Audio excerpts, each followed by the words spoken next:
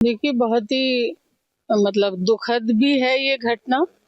किसी एक युवा को इस तरह से लोगों ने पीट-पीट के मार दिया, तो ये दुखद तो है ही है, लेकिन ये एक तरह से मतलब शर्मसार भी है कि एक इंसानियत बिल्कुल ख़त्म हो गई कि कि मज़दूर को इस तरीके से मतलब साजिशन मालूम नहीं उनको वहाँ बुलाया था या खुद गए थे, ये सब अब जाँच का विषय है, लेकिन जो भी हुआ है बहुत ही दुखद है।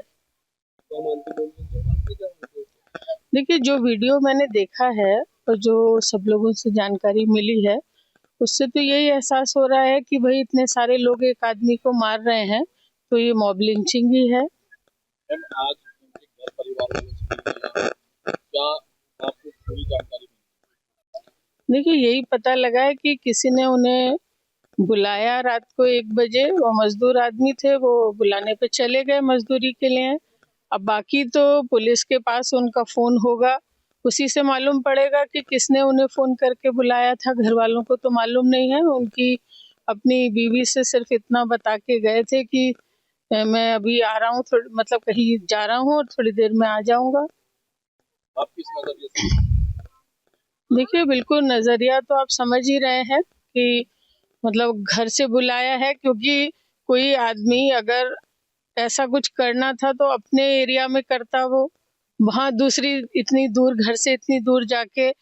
और बाकी वही मैं तो ये मांग करूँगी और पूरी मतलब अधिकारियों से मिलेंगे कि भई जिन लोगों ने इस तरह की एक इंसान को पीट-पीट के जान से मार दिया है और इन लोगों को मतलब कोई सूचना भी नहीं दी गई, खबर भी नहीं हुई, पूरी रात गुज़र गई और पूरा सुबह तक मतलब इन्हें बताया नहीं गया कि इस तरह से हो गया है। तो जो उच्च अधिकारी हैं उन्हें संज्ञान लेना चाहिए और जो इस हरकत को जिन्होंने अंजाम दिया है, उन्हें गिरफ्तार करना चाहिए। मैं ये भी कहती हूँ कि भई जो गौ हत्या है, वो भी सही नहीं है, लेकिन अभी तो विषय ये है कि गौ हत्या करी किसने है और फिर कानून को हाथ में लेने का किसी को भी हक नहीं है कि एक आदमी को बहुत सारे आदमी मिलके मार दें। अगर कोई बात थी, तो पुलिस को सौंपना चाहिए था।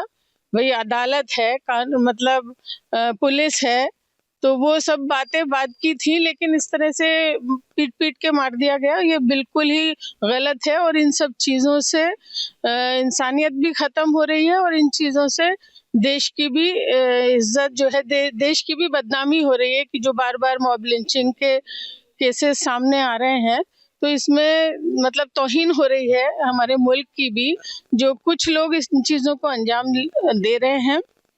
लेकिन पुलिस अधिकारियों को इसका संज्ञान लेना चाहिए और उस पे एक्शन करना चाहिए, उन लोगों को पकड़ना चाहिए। तो 6 दिन हो चुके हैं और अभी तक किसी की गिरफ्तारी नहीं हुई है। देखिए, मैं यहाँ मौजूद नहीं थी, कहीं बाहर थी और आते ही मैं यहाँ पर आई हूँ। मैं अधिकारियों से भी मिलूँगी और अपने सभी लोगों से, ज़िम्मेदार लोगों के साथ, पार्टी के लोगों के साथ आगे की रणनीति भी तय करूँगी।